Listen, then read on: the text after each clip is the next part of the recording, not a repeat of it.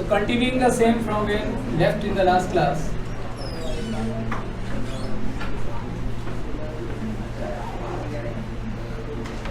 So we started with the alternative source of energy and came across the first one, hydroelectric power station, and second we covered the windmill also, or the energy that is extracted out of wind. ये दो हमने cover कर लिया था. Third is solar energy. The energy that is obtained from the sun is known as solar energy. Sun is providing us the energy with this much amount of time, itne years before, and estimated to continue the same for the same period of time.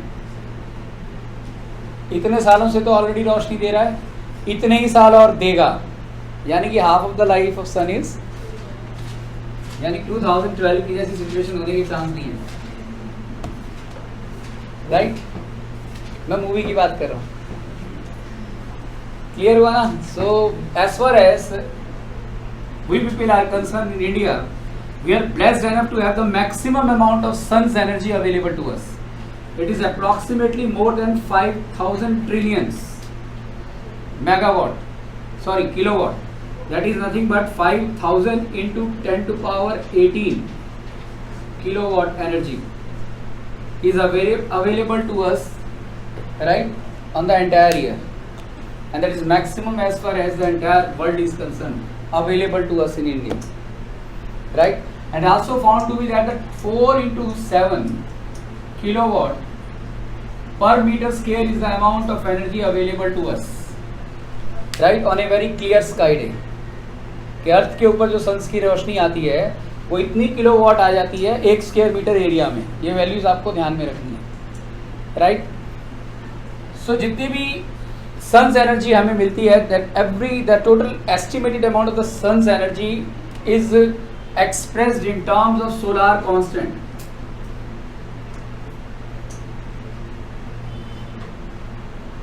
Solar constant is found to be approximately 1.4 kilojoule per second per meter square, or we can regard it to be 1.4 kilowatt per meter square. Kilojoule per second amounts to what? Kilowatt. This is the talking about the power, right? And solar constant is nothing but is defined the amount of energy received by us per second, right, per meter square of the area which is exposed perpendicular to the sun rays, right, at an average distance, the distance between the sun and the earth. सन और अर्थ के जो average distance के साथ जो रोशनी अर्थ पर आती है और सरफेस पे आके गिरती है, which is considered to be expose perpendicularly to the sun, वो इतनी है. That is known as solar constant. So very important question, define solar constant. लिख लो कि इसका answer, I don't want to dictate it. It's the amount of energy received per second per metre square to the area which is expose perpendicularly to the existence of sun rays at a average distance between the sun and the earth, right?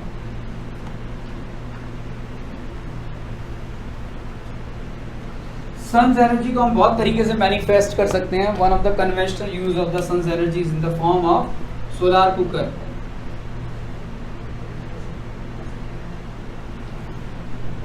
solar cooker.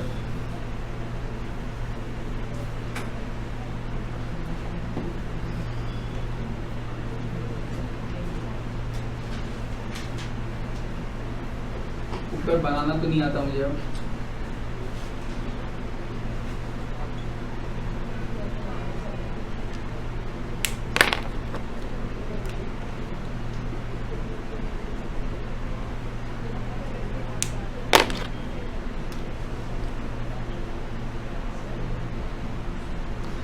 Solar cooker consists of a box, insulated metallic box or a wooden box, which is painted black within the same.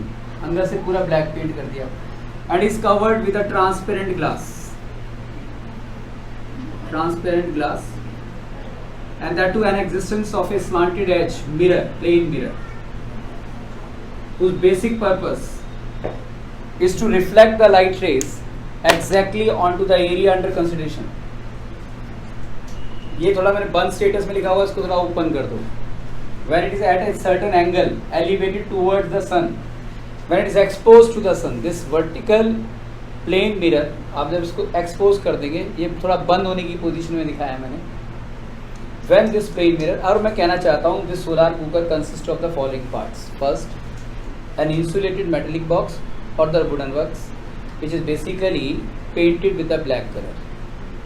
Apart from that, there is an existence of a transparent glass placed at the top of the same, along with a plane mirror which is supposed to be suspended at a particular angle, the angle which facilitates the maximum amount of sun's energy, right, to be reflected by this.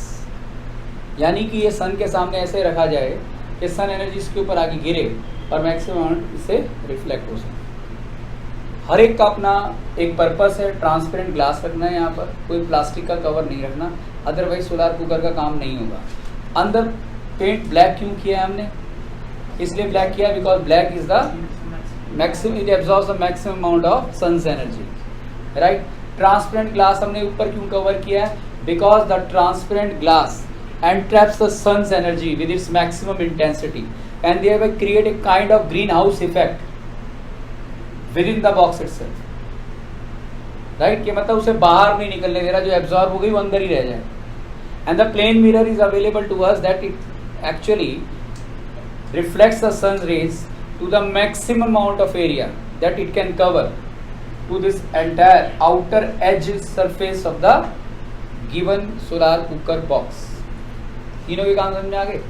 Sun rays आके गिरेगी, reflect होगी, reflect होकर transparent glass से अंदर जाएगी, वो glass क्या करेगा? ट्रैप करेगा. एंड ऑब्वियसली यहाँ पर आपने 4 तरह के यूटेंसिल्स को रख दिया. एक में चावल है, एक में दाल है, एक्सेट्रा एक्सेट्रा, राइट. एक में सब्जी है. चारों चीज़ें एक साथ बन रही है. And it will take around 2 to 3 hours to get a temperature of 100 degrees Celsius to 120 degrees Celsius. If the sun is available to us quite clearly, 2 से 3 घंटे में खाना बन जाएगा.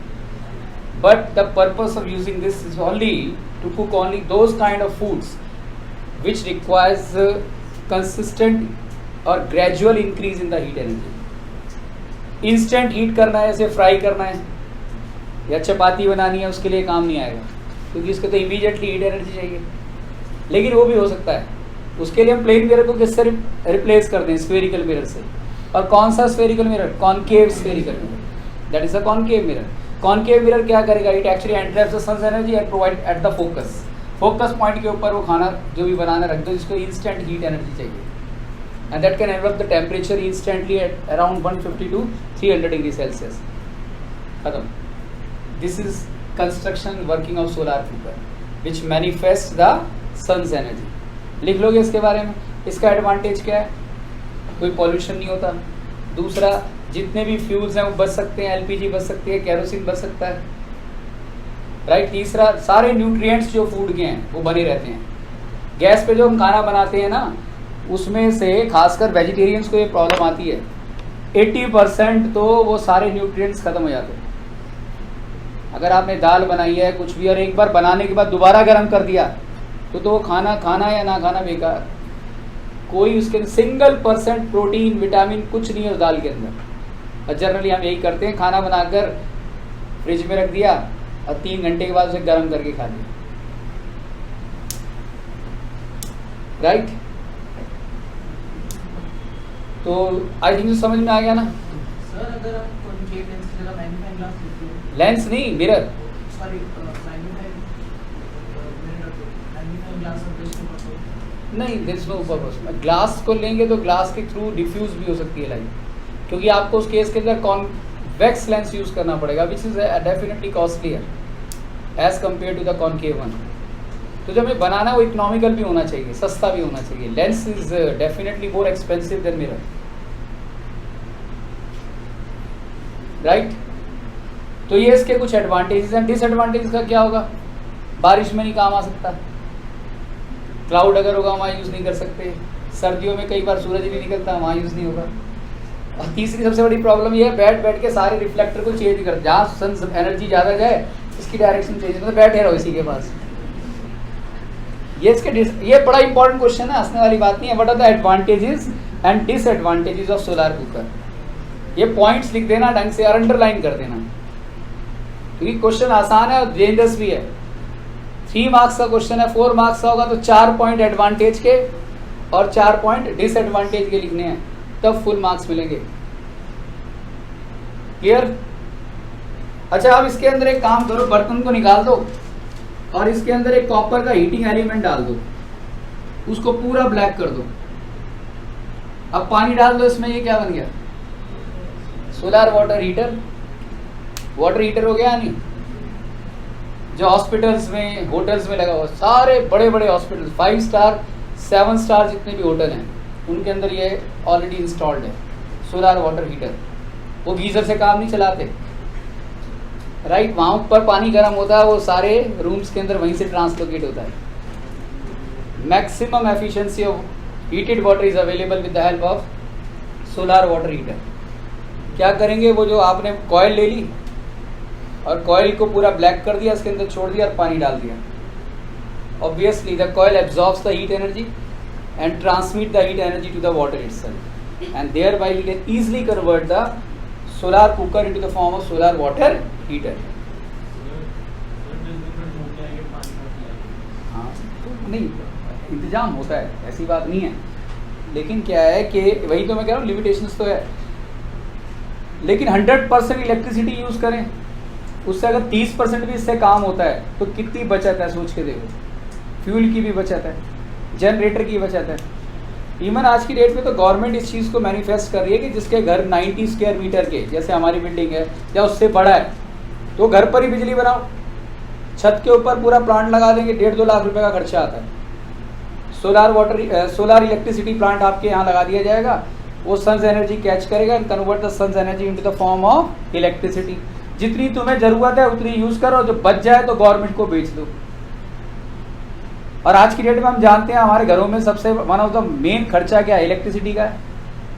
एक बार का खर्चा 1.5 लाख रुपए लगाने पड़ेंगे बस. ट्रेड फेयर के अंदर पिछले 5-6 साल से लगातार दिखा रहे हैं इसको, राइट? एक बार लगा दिया जाए, उसके बाद इलेक्ट्रिसिटी डेवलप होगी, पूरी बिल्डिंग में काम आएगी वो.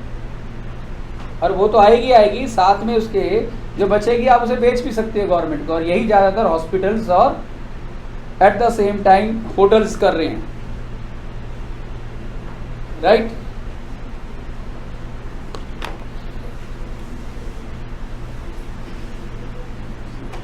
तो सन्स एनर्जी का यूज जो है एक कुकर बनाने में या वाटर हीटर बनाने के काम में नहीं आता. One of the most significant use of the same is to have the construction of solar cell.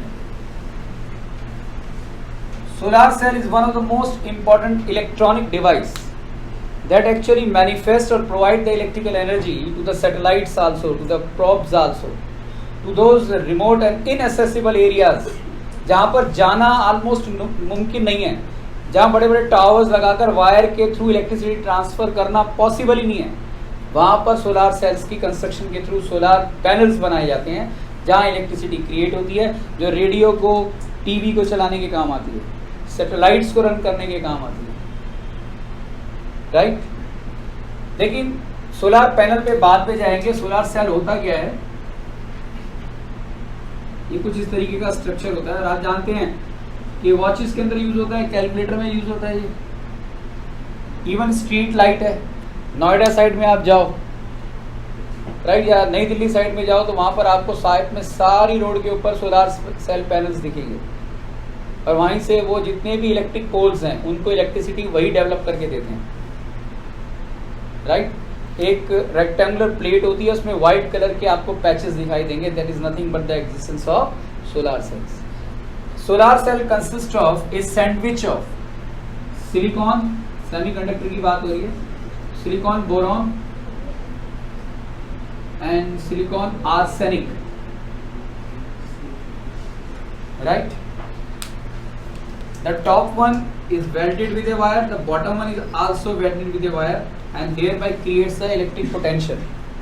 When the sun's energy fall onto it, the loosely bonded electrons available in the semiconductor starts migrating, starts flowing, and the flow of electron constitute electric current and can be estimated in the form of 0.5 volt per cell, एक cell 0.5 volt तक electricity create कर सकता है, which is obviously very very limited, right? And it has a capacity, such kind of solar cell has a capacity to create 240 watt per metre square. ऐसे बहुत सारे solar cells को अगर हम 1 मीटर स्क्वायर में लगा दें तो that can produce the electricity equal to what, 240 watt, right? So it consists of a sandwich of semiconductor silicon with boron along with the silicon and arsenic. Very least quantity of boron and arsenic is available to us because semiconductors are of two types, intrinsic and extrinsic. और इसी के बारे में आप 12th class के अंदर पढ़ेंगे, और that is the father of electronics.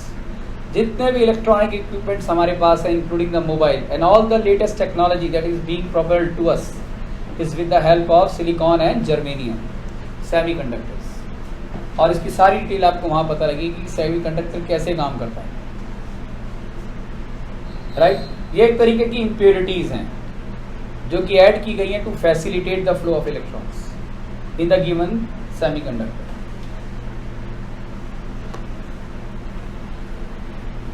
अब ये बहुत ही इंपॉर्टेंट क्वेश्चन है कि with the help of construction explain the working of solar cell panel.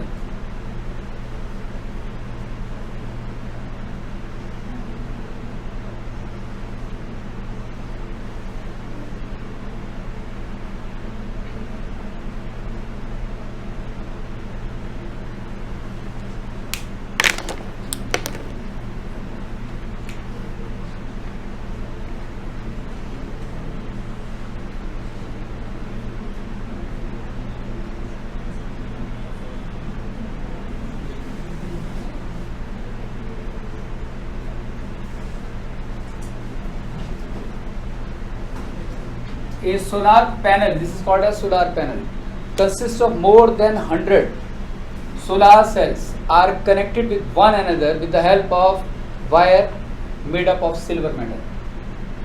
Absolute silver is being used over here. Why? Because silver is the best conductor of electricity. और एक cell की क्षमता कितनी है? सिर्फ 0.5, और वो भी जितना भी सोलार पैनल क्रिएट करता है उसका 25% ही हम यूज़ कर सकते हैं। 75% तो वेस्ट ही हो जाता है। किसके कारण?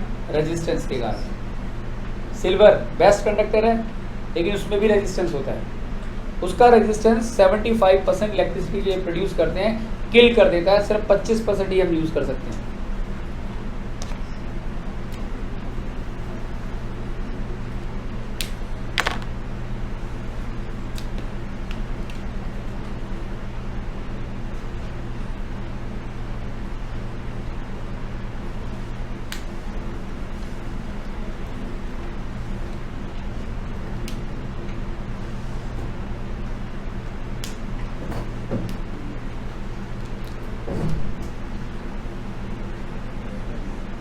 Live and neutral wire,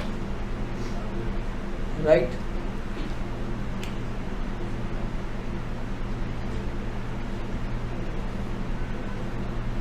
This is battery. हो गई क्लास? बैटरी के बाद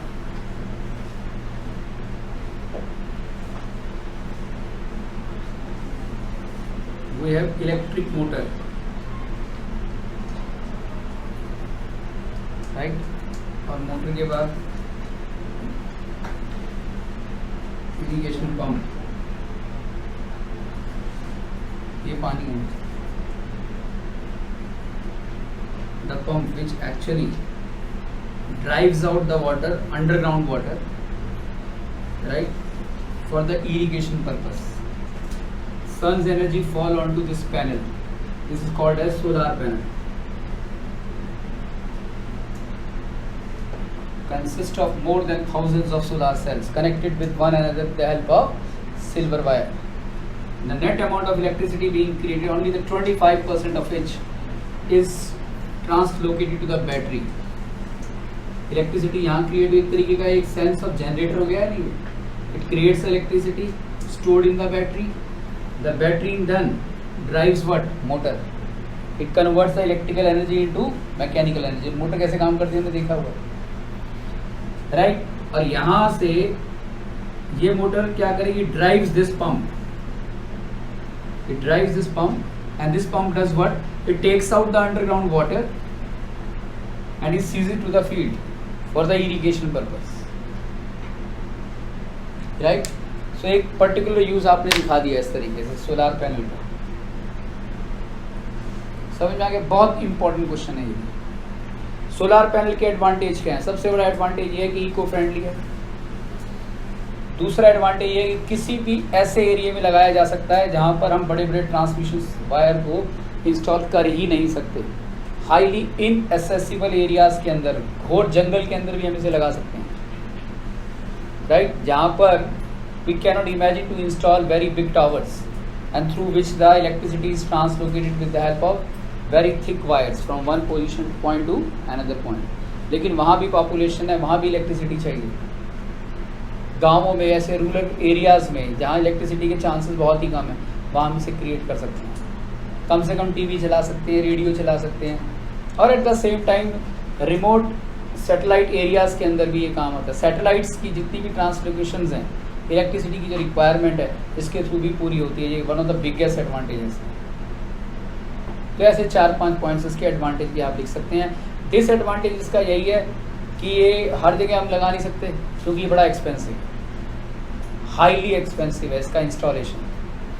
क्यों? क्योंकि वायर कौन सी यूज़ हो रही है इसकी, राइट। और अगर आप दिल्ली में या कहीं भी लगा दो उसको, you know better what can happen, right.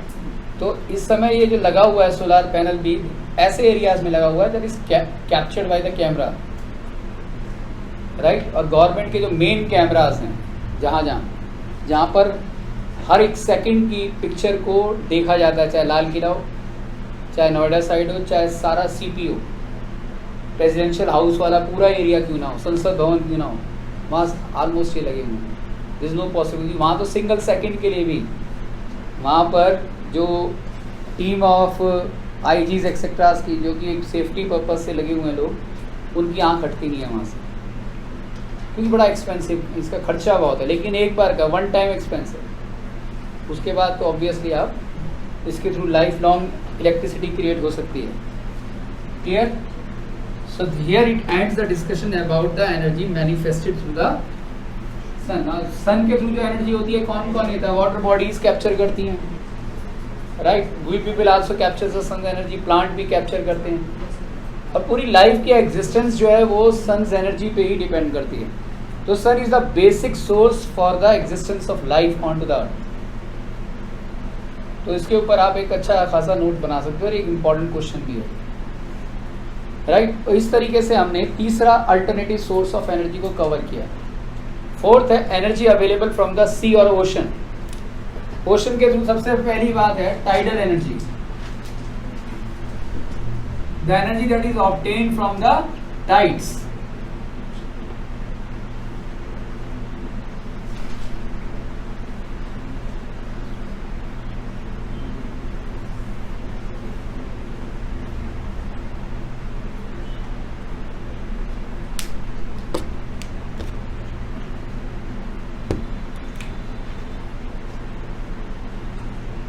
Ocean का पानी नीला होता है ना, तो नीले से बना है। ये रिजर्वर है,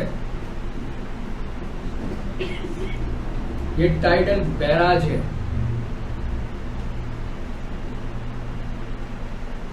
और डैम, टाइडल डैम इसके बीच में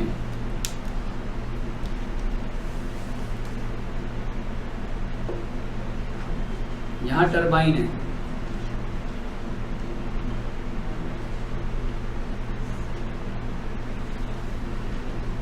this is turbine.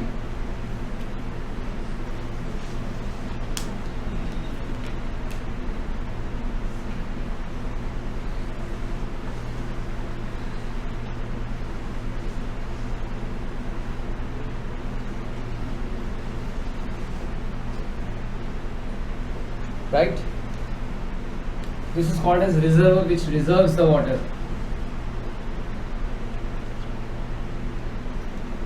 This is called as a tidal dam. right, and is being constructed onto those regions, on those coastal areas where there is every possibility, the probability of having the high and low tides are maximum. And tides मालूम ही आपको किससे बनते हैं? Tides basically the gravitational pull of the moon for the water. It takes up the water in the upward direction and also falls in the downward direction. So ऊपर जाता है जब पानी तो high tides, नीचे आता है तो low tides, right? तो high tides and low tides के through भी we human being has created the source of electricity by constructing this dam, right? ये हर जगह पॉसिबल नहीं है, बहुत ही पूरे वर्ल्ड में लिमिटेड एरियाज में ये पॉसिबल है. ऐसा डैम कंस्ट्रक्ट कर दिया जाता है जिसकी एक तरफ क्या होता है, रिजर्वर है, पानी इकट्ठा हो रहा है यहाँ पर, और एक तरफ ओशन ही है पूरा. When there is an existence of high tides, then in that case the water comes from the ocean and enter into the reservoir, and while doing so high tides acquire immense amount of energy. Those high energized water strikes where blades of the turbine. उसके बाद तो मालूम ही है shaft के बाद generator, right? यहाँ आ गया, पानी अंदर आ गया, ये रोटेट कर गया, इलेक्ट्रिसिटी प्रोड्यूस होगी, right?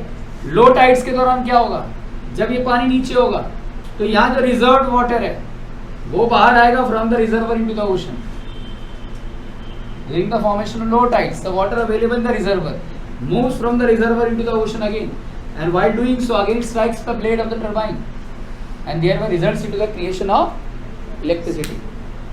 This is how the high tides being manifested for the creation of electricity. Clear?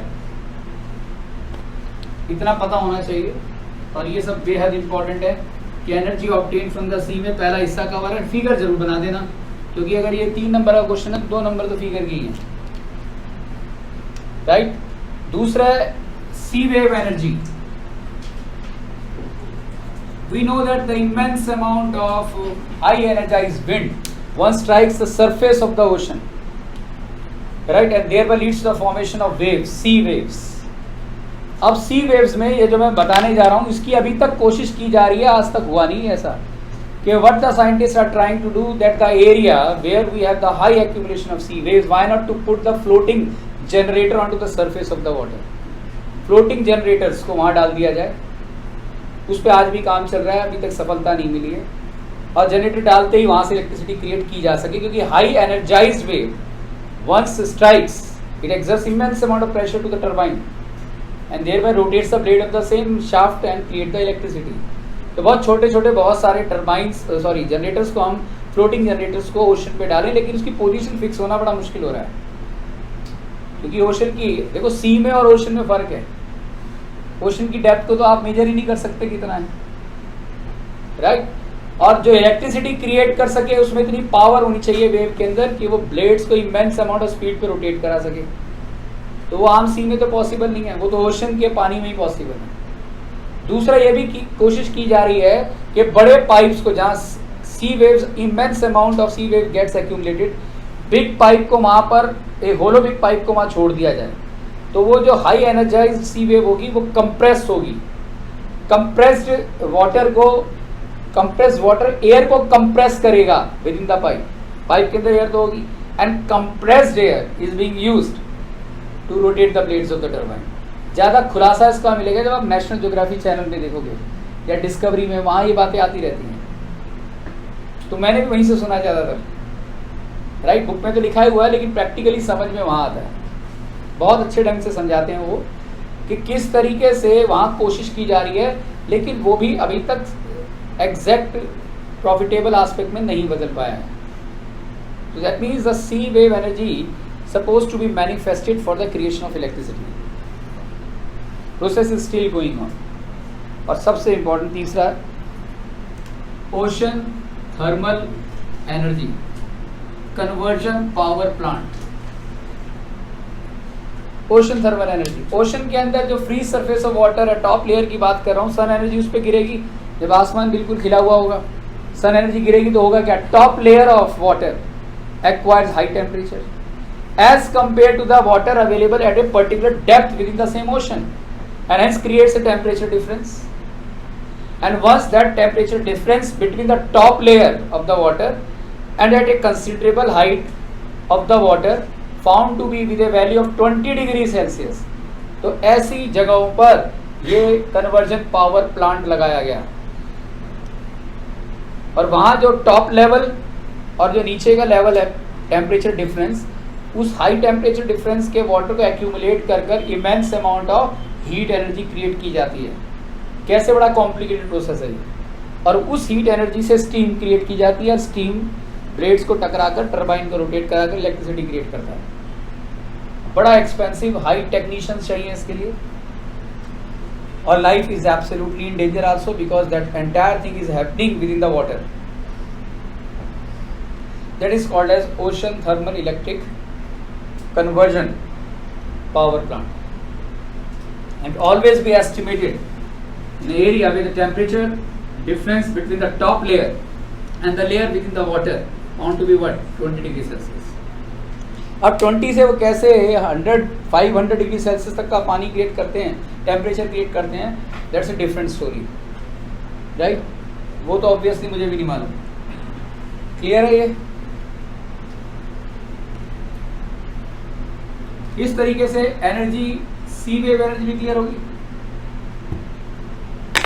अब geothermal energy, thermal means heat energy, geo means the energy, the heat energy that is obtained from the earth. Earth के कुछ हिस्से ऐसे हैं जहां हमेशा ज्वालामुखी रहता है, you know better about that, right, जहां हॉट रॉक्स होती हैं।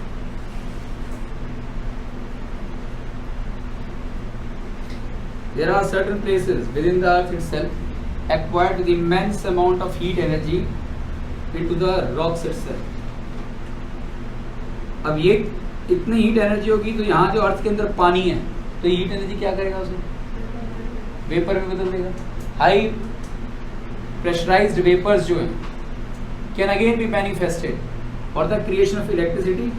ह्यूमन बीइंग्स ने भी हद मचा रखी है। नहीं, यहाँ देखो, यहाँ एक पाइप लगा दिया, यहाँ जो जितनी भी हीट एनर्जी क्रिएट हुई वो यहाँ से बाहर निकाल दी और टरबाइन से जोड़ दी और इलेक्ट्रिसिटी क्रिएट हो गई। और तो और इन्होंने यही नहीं किया, एक पाइप नहीं एक और पाइप लगा दिया। सीधे स्मार्टनेस, वो पाइप क्यों लगाया, यहाँ से ठंडा पानी डाला तो ये क्या करेगा, उसे गर्म कर देगा, वेपर बना देगा, और वेपर के लिए ये वाला लगा देगा, राइट। हमें तो बस मौका चाहिए कहीं से कुछ भी करने का। क्लियर हो गया ना। इस तरीके से इसकी जो कॉस्ट है, कन्वेंशनल सोर्स ऑफ एनर्जी जो हम यूज करते हैं, non renewable source of energy से इलेक्ट्रिसिटी क्रिएट होती है, उससे आधी कॉस्ट है। लेकिन दूसरी सबसे बड़ी इसकी डिसएडवांटेज ये है कि टेक्नीशियंस एक्सट्रीमली गुड होने चाहिए और इंस्टॉलेशन एक्सपेंसिव है। इंडिया में है कहाँ, एमपी में है ये और हिमाचल प्रदेश में है। यूएसए के अंदर, डेनमार्क के अंदर, न्यूजीलैंड के अंदर 25% of the electricity being created with the help of this one, right. 25% उसके थ्रू क्रिएट की जा सकती है।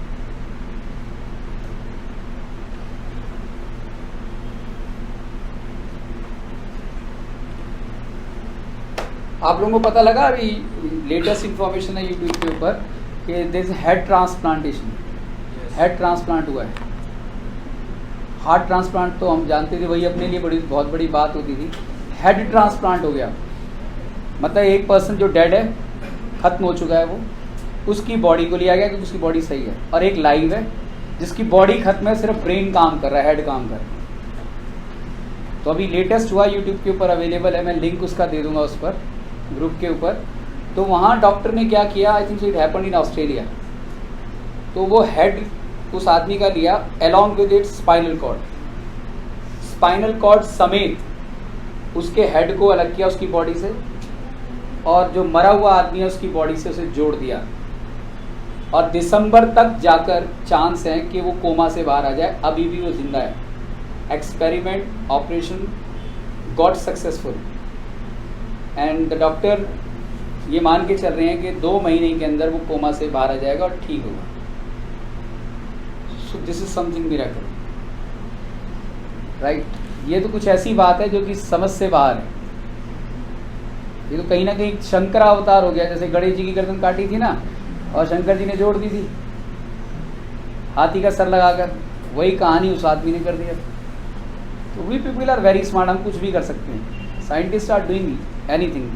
जिस दिन ब्लड बन गया ना, सारे भगवानों की पूजा होनी बंद हो जाएगी, क्योंकि man becomes blood itself, man becomes the God itself. अब ब्लड की कंपोजिशन पर बहुत काम हो रहा है और आज तक इसके ऊपर सफलता नहीं मिली है। कहीं ना कहीं तो नेचर रोक के रखेगी ना, नेचर की पावर खत्म, राइट। और अंदर की सोल एनर्जी के ऊपर भी बड़ा काम हो रहा है, you know better about that. कि आइसोलेट सिस्टम में एक आदमी मरने वाला है, उसको वहाँ छोड़ दिया, फिर वो ब्रेक हो गया शीशा, फिर उसको कुछ निकला energy, something of that sort, उस पर भी काम चल रहा है इस समय। लेकिन सबसे बड़ी बात यह है कि एक के सर को लग के दूसरे की बॉडी से अटैच करना है, ये भी बहुत बड़ी बात है, ये भी छोटी बात नहीं है, राइट। ये एक तरीके से इमेजिनेशन, बियॉन्ड इमेजिनेशन है। और दिसंबर के एंड तक सुना है कि वो होश में आ जाएगा, और कंप्लीट इसकी वीडियो इन्फॉर्मेशन यूट्यूब पर अवेलेबल है। तो something great to know about, science इस लेवल पर भी तरक्की कर रही है। अब एक ही चीज़ रह गई, बायोमास एनर्जी, वो आपको खुद करनी है। एनर्जी ऑब्टेन फ्रॉम द डंग, ये आपको खुद करना है। मैंने कहा था ना, एक आपको कंटेंट खुद करना है। कहीं कोई डाउट आए तो पूछना है, थोड़ा काम आप भी तो करो पूरी साइंस के अंदर, अपने लेवल पर रिसर्च करो अपने साथ, किसी टीचर से नहीं पूछना, अपने लेवल पर करना है। और अगर समय हो कभी तो बायोगैस प्लांट देखने के लिए आप बवाना की गौशाला में जा सकते हैं।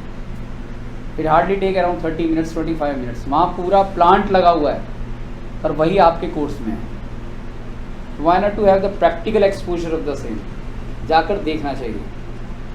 Enhance the sources of energy is over, right. इस तरीके से हमारा सिलेबस भी खत्म हुआ। अब जो रह गया वो क्या रह गया, हेरिडिटी एंड इवोल्यूशन रह गया। हेरिडिटी एंड इवोल्यूशन के लिए ऐसा है कि I don't want to take your studies at cost. हम क्या कर रहे हैं कि हेरिडिटी इवोल्यूशन की सर की लास्ट ईयर की जो क्लास है, जिसको अगर जल्दी चाहिए तो नेक्स्ट वीक सब लेंगे ही, अपनी .in वाली साइट के ऊपर अपलोड कर रहे हैं। तो जिसे देखनी हो तो बता दो, हम यूज़र नेम क्रिएट कर देंगे, या अगर आप चाहो तो हम, वैसे तो फिर सर आ ही जाने हैं, तो सर से करोगे या अभी इसका वीडियो दिखा देंगे? आई थिंक सो 2 क्लास का काम रह गया उसका, तो जितना हुआ उसे कवर करो। बाकी की तो सारी साइंस हमने ऑलमोस्ट ख़त्म करी थी। अवर एनवायरनमेंट भी हो गया, राइट।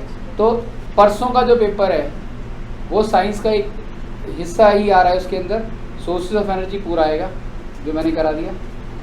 और कार्बन्स कंपाउंड में मैंने आपको बताया था कहाँ तक आएगा, ये